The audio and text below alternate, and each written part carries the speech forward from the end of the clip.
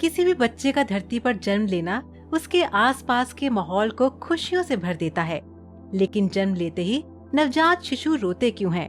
उन्हें तो खुश होना चाहिए और हंसना चाहिए। दरअसल बच्चों का जन्म लेते ही रोना बहुत जरूरी है।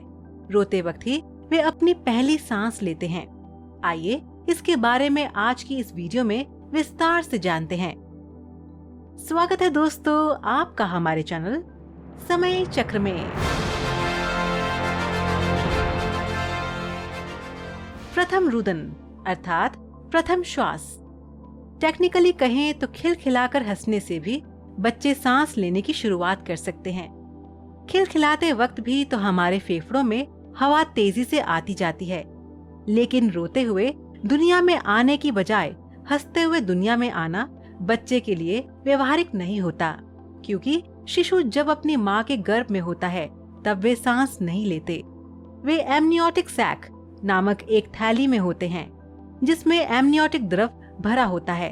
उस समय शिशुओं के फेफड़ों में हवा नहीं होती, उनके फेफड़ों में भी एमनियोटिक द्रव भरा होता है। इस स्थिति में बच्चों को सारा पोषण अपनी माँ के द्वारा गर्भनाल के माध्यम से मिलता है। माँ के शरीर से बाहर आते ही गर्भनाल काट दी जाती है। जन्म लेते ही शिशु को उल्टा लटकाकर उसके फेफड़ों से एमनियोटिक द्रव निकालना जरूरी होता है ताकि फेफड़े सांस लेने के लिए तैयार हो सकें। इसके लिए ये जरूरी है कि शिशु कई लंबी सांसें ले ताकि फेफड़ों के कोने कोने से एमनियोटिक द्रव निकल जाए और फेफड़ों की कार्यात्मक इकाई एल्वियोली तक हवा आने जाने के लिए मार्ग खुल जाए। यदि शिशु स्वतः नहीं रोता तो उसे हल्की सी चपत लगाकर रुलाया जाता है।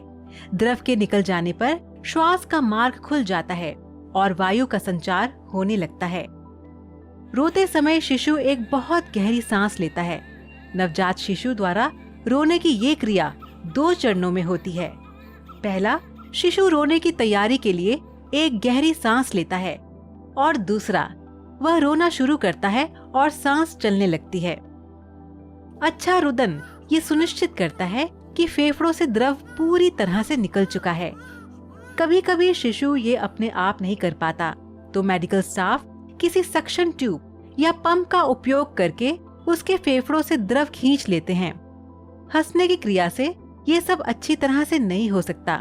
हंसते समय हमें गहरी सांस लेने की जरूरत नहीं होती। खिलखिलाते वक्त हम छोटी छोटी सांसें लेते हैं। इसके अतिरिक्त प्रसव की क्रिया माँ और शिशु दोनों के लिए कष्टदायक होती है।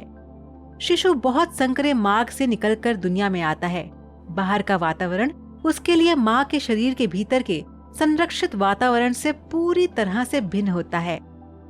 सुरक्षित और संरक्षित वातावरण से निकलकर मुश्किलों से भरी दुनिया में आना भला किसके लिए खुशी की बात होगी? क्योंकि एक बार बाहरी दुनिया में कदम रख दिया तो जिंदगी के उतार चढ़ाव भी देखने ही होंगे। तो दर्शकों, आज का सवाल आपके लिए ये है कि क्या आप बता सकते हैं कि नवजात शिशु का वजन लगभग कितना होता है? आप इसका जवाब हमें नीचे कमेंट बॉक्स में दीजिए। हमें आपके जवाब का इंतजार रहेगा।